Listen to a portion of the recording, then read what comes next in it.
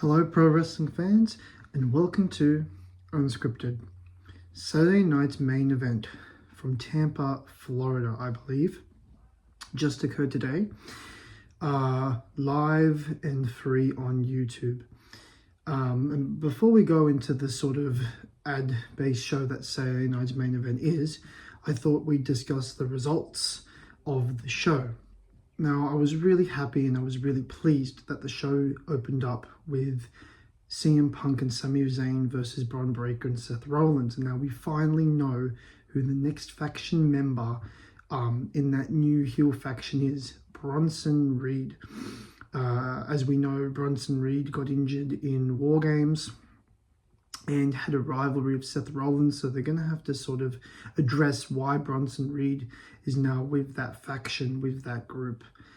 We saw Zelina Vega retain her Women's US Championship, and we saw John Cena versus R-Truth in a non-title match.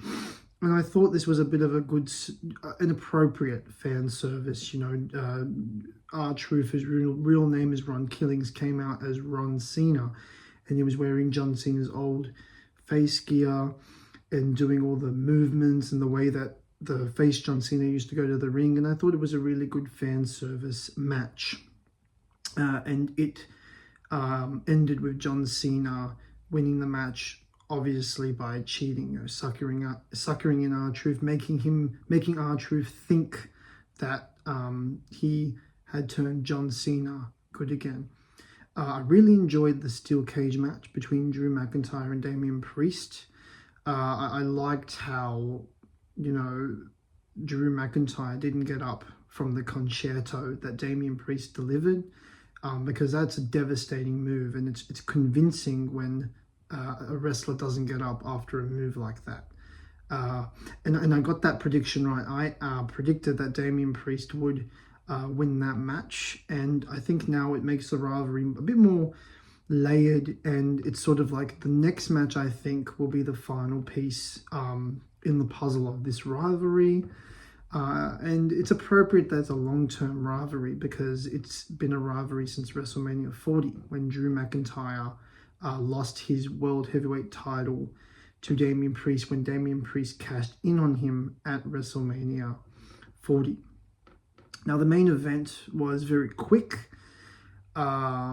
Jey Uso retained the World Heavyweight Championship. John Cena intervened to try and...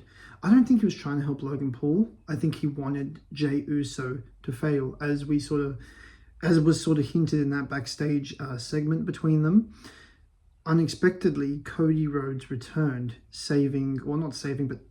assisting Jey Uso. And we now know that Money in the Bank will be Cody Rhodes and Jey Uso, former Raw Tag Team Champions, by the way, against Logan Paul and John Cena. So, interesting, very, very interesting.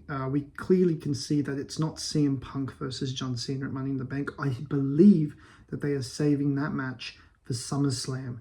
So in 2 weeks, we will see that tag match occur. And another prediction of mine is I think we will see a fourth member in that new Seth Rollins faction. Now, I see a lot of WWE and pro wrestling fans talking about the fact that there's a lot of ads during the Saturday night main event show.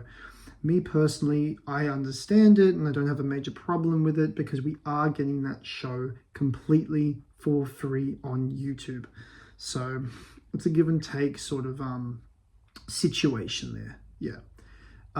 Once again, thank you for tuning in to another episode of Unscripted.